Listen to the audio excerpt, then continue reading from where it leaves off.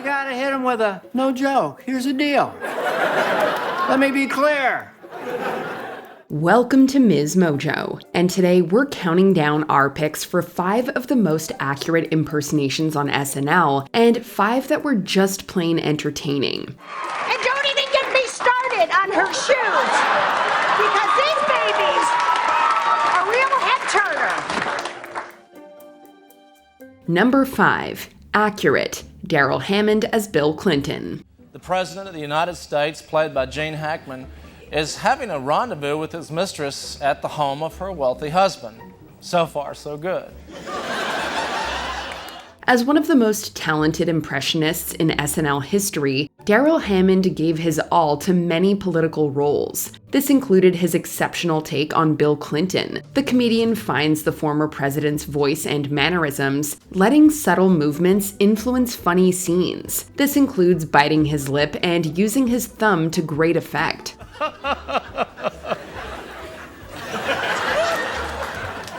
What?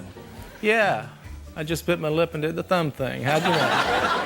Following Phil Hartman's fun impression, Hammond proves himself with a precise performance of the political leader. He also works well with all of the comedic situations that surrounded Clinton's presidency. Even when he's talking with Monica Lewinsky or Saddam Hussein, this version of the character remains an accurate parody of the man. Oh, just hold on a second, I got another call coming in. Hello? Hey. Hey, Monica. I was just gonna call you. Number 5. Hilarious. Andy Samberg as Nicolas Cage. So, what have you been up to, Nick? Oh, well, it's been a big year for me. I hit 50 on January 7th. Oh, is that right? Wow, I can't believe you're 50 years old. No, I mean, I did 50 movies between New Year's and January 7th. This actor may or may not be known for his bold choices in a storied career. Andy Samberg takes this as inspiration and then pushes it to the limit, playing Nicolas Cage in a Weekend Update skit that lampoons the star. Look, you're a sweet kid, Leslie Nielsen. But you lack the key qualities of a true movie star. Namely, the skin of a sun-dried gremlin, with the oaky tan and chaotic hairline of a Puerto Rican Beetlejuice. This wacky segment lets Samberg's impression make fun of the target's career, voice, and even his hairline. It's such an over-the-top impersonation that the idea attracted Cage himself. Appearing alongside the comedian, the real guy was inspired to poke at his own persona and the cast members' outrageous performance. Science has prevailed, and I'm proud to announce that my cloning experiment has finally come to fruition. I'm sorry, cloning experiment? Well, that's exactly right, Seth. I am his clone. Oh. The SNL cast member employs movie references and some comic exaggeration to help get the point across. Everything in the movie is on fire. Well, I have to say, it sounds great. Hey, you mind your manners, hair gel! Now let's just calm down, Nicholas. Number 4. Accurate. Martin Short as Larry David. This whole Christmas thing, it's a whole to-do, you know, with the parties and the presents and the decorating. It's not for me. In this parody of a Charlie Brown story, SNL casts Larry David as Linus. Martin Short assumes the role with the believability of a true master. He finds a way into the curmudgeonly personality, getting laughs while fighting with the Al Pacino remix of Brown. Oh, so I'm just supposed to accept what you say? You know what? You don't know what the hell you're talking about.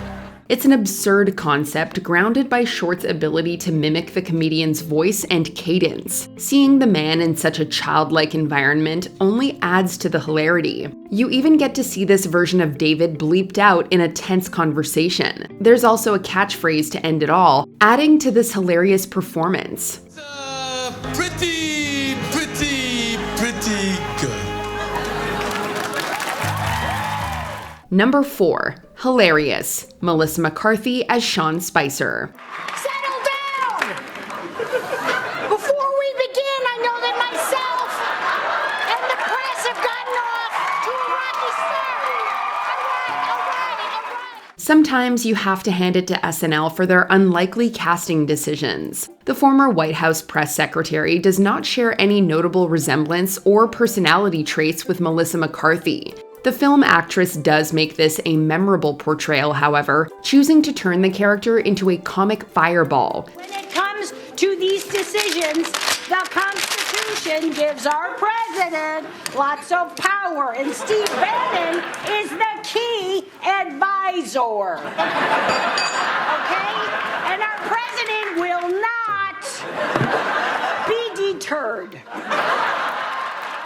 This Sean Spicer impression becomes an easily annoyed man fighting with reporters about anything and everything. This includes some fun prop comedy and some physical confrontations with the press corps. McCarthy makes use of the space, playing comedic rage in a wild interpretation of the actual person. If the appeals court won't do what's right, President Trump will see them in court, specifically the People's Court. That isn't real. That isn't real. I'm Glenn, and I'm not really. It is real, Glenn. Number 3. Accurate. James Austin Johnson as Donald Trump. Well, folks, it happened. I got indicted, or as I spell it, indicated. And frankly, it's time that I come clean, admit that I broke the law, and go quietly to prison. April Fools! Of all the people who played Donald Trump on SNL, James Austin Johnson might have the closest impression of them all. He's able to tune into the politician's speech patterns, turning a recognizable voice into several meandering rants. Easter is time for basket, it's time for bunny, and frankly, bonnet, okay? And let's not forget egg. You have Easter egg, Cadbury egg, and my favorite, Reese's egg.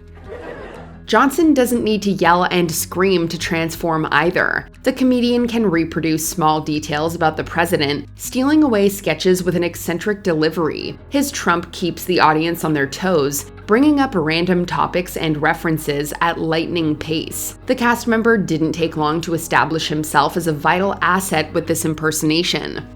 I'm not afraid to testify at all. I'm just not going to out of fear. You see, they do a terrible thing when you testify, which is they write it down, and we don't like that. Oh, that was a juror. Did you see her face? Number 3. Hilarious. Chevy Chase as Gerald Ford.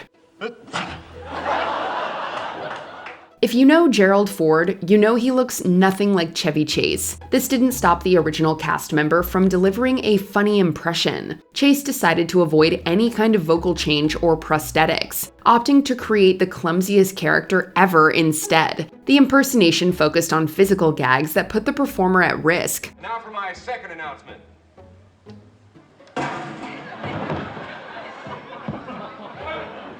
Live from New York, it's Saturday night! Unafraid to make a fool of himself, the comedian played a version of Ford that makes falling an art form. We can see the Ford popularity is certainly on a sharp rise here. Whereas the...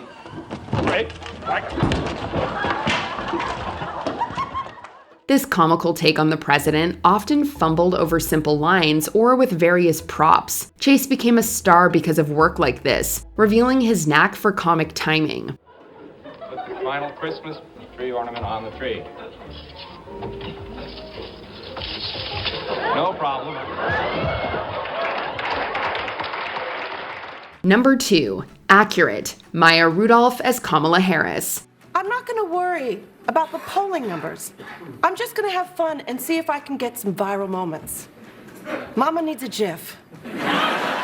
For the 2020 election cycle, Maya Rudolph stepped up to become then-Senator Kamala Harris. Her debut as the character captured the spirit of the politician and featured multiple gags about social media. Rudolph then came back to play the vice president and presidential candidate, reminding everyone of her sketch comedy skills. The American people want to stop the chaos and end the dramala with a cool new stepmamala. Kick back in our pajamas and watch a rom Kamala. The performer disappears into the political leader at both campaign events and opposite Andy Samberg's Doug Emhoff. She perfected the voice and delivery of the real woman, making great strides with every new appearance. Her work with other talented comedians like Dana Carvey allowed her to shine with awesome scene partners. You know what, Doug? You were right. Let's watch something more fun. Ooh, like a rerun of my debate. Remember when I said his crowds were tiny and I broke his brain? Number 2. Hilarious. Gilda Radner as Barbara Walters. You refer to yourself as a gunswinger, sort of a Lone Ranger of foreign policy. As a member of the first SNL cast, Gilda Radner burned bright through her impressions and original parts. Her memorable take on Barbara Walters, Baba Wawa, interviews notable figures with a notable twist. The sketches also include comic swipes at the real woman's voice. It's so silly that it transcends reality at several points, making you question what the character says half the time. This only becomes more hilarious as Radner's impersonation goes up against the likes of Madeline Kahn's Marlene Dietrich. Marlena, what is it like to be a living legend? It has been a really rich experience. I'm so impressed. You're so wide and slender. How do you stay so slim? With her lovable presence coming through, the cast member uses her every line of dialogue to create an eccentric version of the journalist. I want to take this opportunity to apologize to NBC. I don't like leaving. Please trust me, it's not sour grapes, but rather that another network recognizes in me a great talent for delivering relevant news stories with crystal clarity to millions of Americans. Before we continue, be sure to subscribe to our channel and ring the bell to get notified about our latest videos. You have the option to be notified for occasional videos or all of them. If you're on your phone, make sure you go into your settings and switch on notifications. Number 1. Accurate. Tina Fey as Sarah Palin. I believe that diplomacy should be the cornerstone of any foreign policy. And I can see Russia from my house. Some roles on SNL are just meant to be. This one seemed as if the stars aligned for Tina Fey. Returning to the show as a guest actress, the comedian gave one of the definitive impersonations of Sarah Palin. The performer's hair, glasses, and vocal work all add up to a near-perfect impression. We're gonna promote freedom, usher in democratic values and ideals, and fight terror-loving terrorists. But again, and not to belabor the point, one specific thing.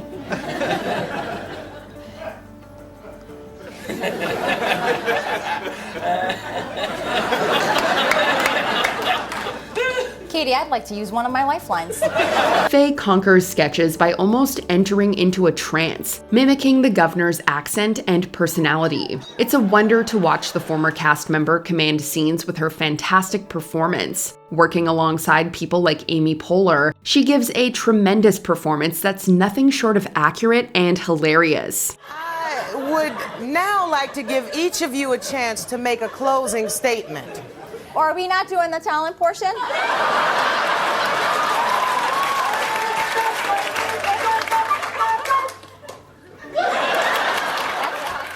Number 1. Hilarious. Darrell Hammond as Sean Connery. We would have accepted Bow Wow or Rough. Oh, rough. Just the way your mother likes it, Trebek.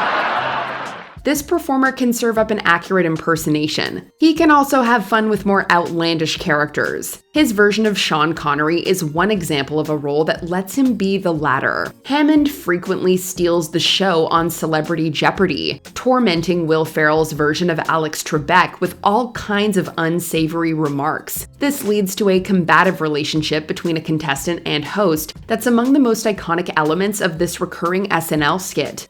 You may notice I'm wearing a different suit. Apparently, Mr. Connery felt my leg was closer than the urinal.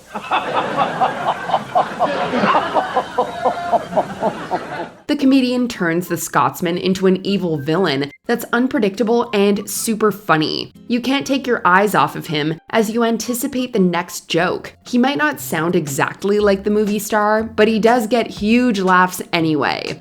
We can't keep playing if you don't let go of the pickle. That's what your mother said last night. Which standout SNL impression did we forget? Let us know in the comments. I told him that one country can't violate international law by invading another country. And he spent the rest of our conversation pretending to sneeze while loudly saying, Iraq! Do you agree with our picks? Check out this other recent clip from MsMojo and be sure to subscribe and ring the bell to be notified about our latest videos.